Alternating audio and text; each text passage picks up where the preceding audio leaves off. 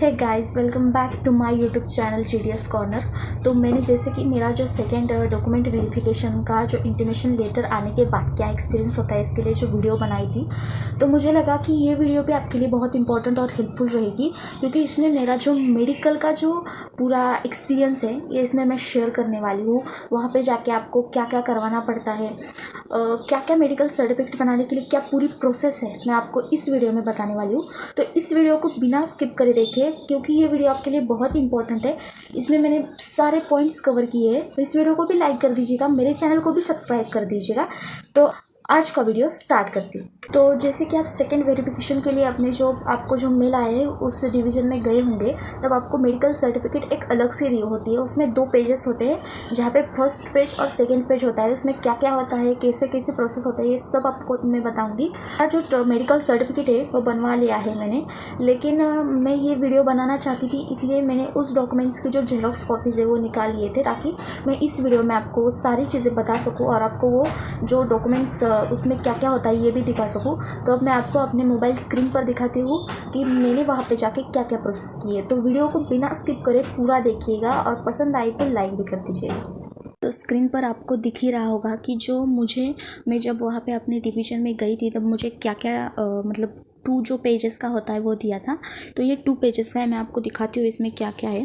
तो पहले तो बता दूँ कि जो मेडिकल चेकअप होता है वो पूरे 2 दिन की प्रोसेस होती है। 2 दिन आपको वहाँ पे जाना ही पड़ता है, क्योंकि ये बहुत ही लंबी प्रोसेस होती है। मुझे भी लगा था कि ये छोटी बहुत प्रोसेस होगी, लेकिन ये बहुत ही लंबी होती है। तो इसमें तो पहले आपको डिपार्टमेंट पोस्ट ऑफ इंडिया, यहाँ पे आपको दिख रहा होगा कि जो डिपार्टमेंट पोस्ट ऑफ इंडिया होता है, तो यहाँ पे लिखा होता है। पहले तो बता दूं कि आपको यहाँ पे department of post of India और आपके जो पोस्ट ऑफिस का जो नेम होता है वो यहाँ पे होता है, वो मैंने हाइड किया है, तो ये आपको यहाँ पे दिख रहा होगा।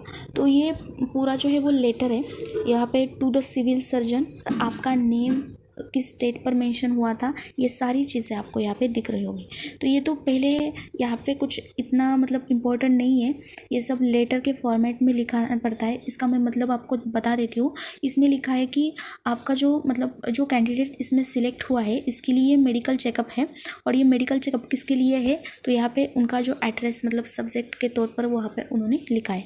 तो ये सारी चीज़ें यहाँ पे है, और यहाँ पे मेरा नाम होता है, मतलब जो कैंडिडेट सिलेक्ट हुए उसका नाम, डिस्ट्रिक्ट, तालुका, ये सारी चीज़ें यहाँ पे होती है। और वो किस जगह पर किस पोस्ट पर सिलेक्ट हुआ है, कहाँ पर सिलेक्ट हुआ है, ये भी सारी चीज़ें यहाँ पे होती है। और लास्ट में यहाँ पे लिखा होता है कि the bill for the medical examination में be covered from the candidate, मतलब जो बिल होता है मेडिकल सर्टिफिकेट बनवाने के लिए वो कैंडिडेट के से ही मांगा जाता है।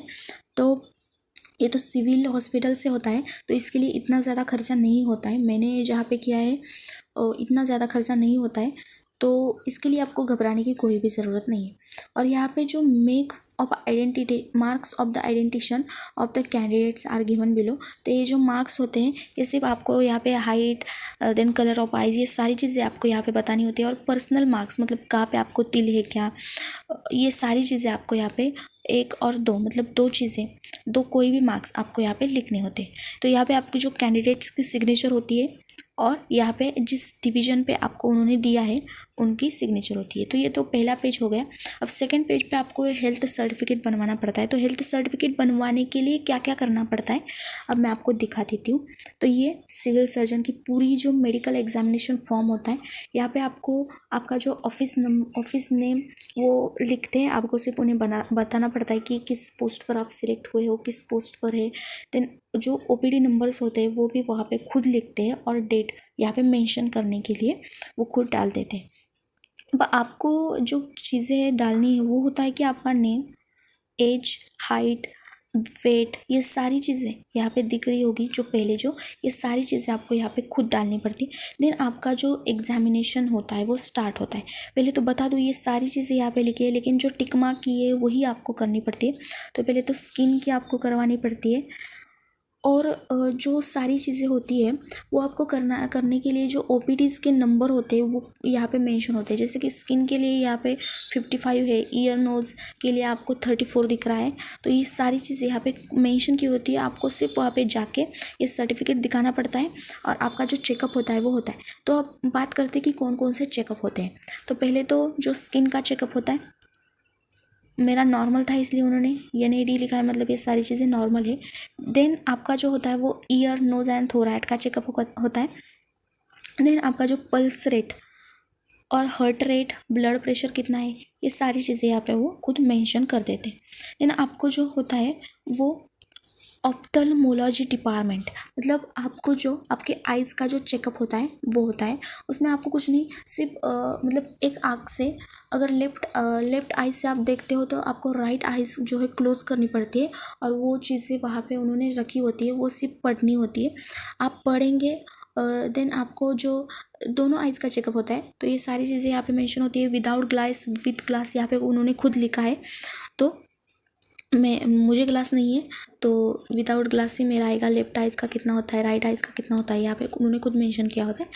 तो मेरा कलर जो विजन है वो नॉर्मल आया है, तो उन्होंने खुद यहाँ पे लिखा है कि भी नॉर्मल, जो सारी चीज़ें यहाँ पे होती हैं वो होती है। देन आपका जो होता है वो होता है कि सिस्टमेटिक एग्जामिनेशन। पहले तो बता दूं कि ये चेकअप जो होता है वो आपका जब एक्सरे निकालते हैं उसके बाद होता है। तो मैं पहले तो जो नेक्स्ट है उसकी बात करती हूँ, जो होता है सर्जरी डिपार्टमेंट। यहाँ पे कुछ नहीं होता है, सिर्फ आपको वहाँ पे कुछ इंस्ट्रक्शन देंगे, उसके हिसाब से आपको करना पड़ता है। यहाँ पे भी मेरा नॉर्मल था, तो उन्होंने यहाँ पे भी लिख दिया है कि NAD मतलब सब नॉर्मल है। जब आप वहाँ पे जाओगे तो पहले आपका जो ब्लड के जो सैंपल्स होते हैं और यूरिन के सैंपल्स, उसके टेस्ट करवा लीजिएगा, क्योंकि उसके लिए 1 दिन का समय चाहिए होता है। उसका रिपोर्ट नेक्स्ट डे में आता है। तब आप जब सेकेंड में जाओगे तब आप रिपोर्ट भी ले सकोगे, और आपके सारे जो काम है वो पूरी फटाफट आप कर पाओगे। तो इसके लिए पहले जो आपको ब्लड और यूरिन की जो टेस्ट है वो करवानी है। तो इसमें मैंने करवाई थी, तो यहाँ पे उन्होंने जो हीमोग्लोबिन, यूरिन, शुगर, वो सारी चीज़ें यहाँ पे वो खुद मेंशन करते हैं, आपको सिर्फ वहाँ पे वो दिखाना पड़ता है। तो ये हो गया। और आपका जो एक्सरे होता है वो चेस्ट का एक्सरे आपको निकालना पड़ता है, तो मैंने भी निकाला था। और यहाँ पे उन्होंने वो सारी चीज़ें मेंशन की थी कि कैसा नॉर्मल है, या और उनकी जो साइन होती है यहाँ पे होती है। देन आपका जो अर्थो एग्जामिनेशन होता है ये आपको यहाँ पे नॉर्मल है, तो यहाँ पे भी उन्होंने नॉर्मली लिखा है। देन आपकी जो HIV टेस्ट की जो रिपोर्ट नेक्स्ट डे में आती है, वो आपको जो रिपोर्ट है वो देते हैं। इसमें वो कुछ नहीं लिखते, आपको एक अलग सी रिपोर्ट देते हैं। तो ये HIV टेस्ट की रिपोर्ट वहाँ पे मांगी जाती है। और जो सिस्टमेटिक एग्जामिनेशन है वो आपको एक्सरे दिखाकर ही ये सारी चीज़ें यहाँ पे वो लिखते हैं। और यहाँ पे सब नॉर्मल है, तो उन्होंने यहाँ पे नॉर्मल सब लिख दिया है। और जो लास्ट में आता है वो आता है आइडेंटिफिकेशन मार्क, यानी कि आपके कोई मोल या तिल, कोई भी मार्क यहाँ पे वो खुद लिखते हैं। और लास्ट में यहाँ पे वो अपना साइन और जो सिविल सर्जन का जो होता है स्टैम्प वो करते हैं। अब ये तो पूरी प्रोसेस होगी। आपका जो मेडिकल एग्जामिनेशन जो फॉर्म है वो पूरा हो गया है, और आपको अब सर्टिफिकेट बनवाने के लिए आपके जो सिविल सर्जन का जो डिपार्टमेंट होता है वहाँ पे जाना पड़ता है। तो मैंने जब वहाँ गई थी तब मुझे बताया था कि आपको जो ये सिविल, आपको सर्जन के जो एग्जामिनेशन फॉर्म है इसकी एक जेरोक्स बनवानी पड़ती है, इसकी एक जेरोक्स बनवानी पड़ती है। और जो department of post of India ने आपको 2 पेजेस का जो दिया होता है, मतलब ये और ये, इसकी एक जेरोक्स आपको बनानी पड़ती है। तो मैंने ये सारी जेरोक्स बनवा ली थी। और आपका जो आधार कार्ड होता है वो भी आपके पास रहना पड़ता है जब आप हेल्थ सर्टिफिकेट बनवाएंगे तब मैं जब वहाँ पे गई थी तो उन्होंने मुझे जो जेरोक्स है वो बनवाने के लिए कहा था। और यहाँ पे जो आपका फ़ोटो होता है, मैंने वो फ़ोटो ब्लर किया है तो आपको दिख नहीं रहा होगा। तो ये फ़ोटो यहाँ पे होता है, आपको चिपकाना पड़ता है। देन आपको वो खुद कहते हैं कि आपकी यहाँ पे सिग्नेचर करनी है, आपका यहाँ पे नाम लिखना है, फिर आपका यहाँ पे नाम और आपकी सिग्नेचर और किस डेट पे आप गए हो उस डेट। तो ये सारी चीज़ें आपको यहाँ पे लिखनी है। देन आपको जो हेल्थ सर्टिफिकेट के जो सर्जन होते हैं वो यहाँ पे आके आपको सिग्नेचर देते हैं, बट उसके लिए आपको वेट करना पड़ता है। तो ये सारी चीज़ें यहाँ पे वो सिग्नेचर करते हैं, वो जो स्टैम्प होता है वो खुद लगाते हैं। तो ये सारी चीज़ें वो करते हैं। आपको वो कुछ क्वेश्चन भी पूछते हैं, जैसे कि मुझे भी पूछे थे कि किसके लिए ये बनवाना है, मतलब किस पोस्ट पर हुआ है। तो मैंने जब उनको BPM कहा तो उनका फुल फॉर्म क्या है, ये सारी चीज़ें, मतलब पोस्ट ऑफिस के जो रिगार्डिंग सारी चीज़ें वो यहाँ पर पूछते हैं। तो घबराने की कोई भी बात नहीं है। तो ये थी पूरी 2 दिन की प्रोसेस, मुझे क्या क्या करवाना पड़ा, क्या क्या नहीं। तो आई होप ये वीडियो आपके लिए बहुत ही हेल्पफुल रही होगी।